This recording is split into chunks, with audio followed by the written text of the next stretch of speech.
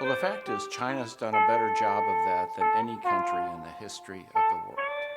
China has lifted 728 million people out of poverty by international standards.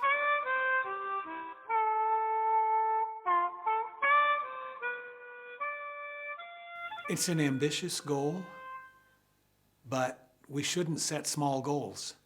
We should set big goals, especially if you're a country as big and powerful and inclusive as China.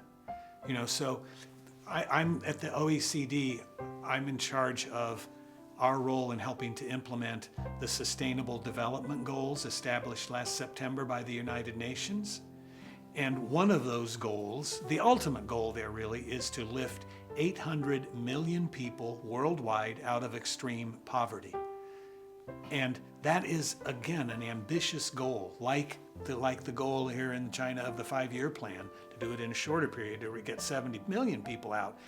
China has lifted 728 million people out of poverty by international standards. The whole of the rest of the world has only lifted 152 million, right?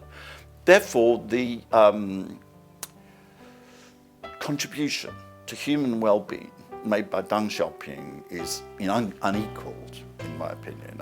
I was really deeply moved. You might even hear my voice slightly waver, because the first time I went to Shanghai and I saw there's a big portrait of Deng Xiaoping in the municipal hall there.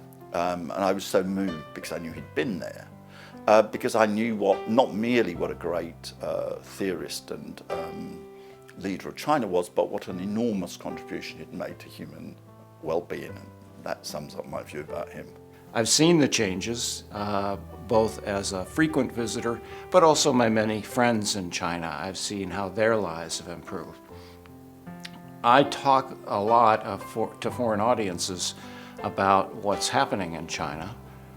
Not only has China done a really amazing job of lifting people out of poverty, but China still faces one of the biggest challenges in history, with 20 million people every year moving to the cities.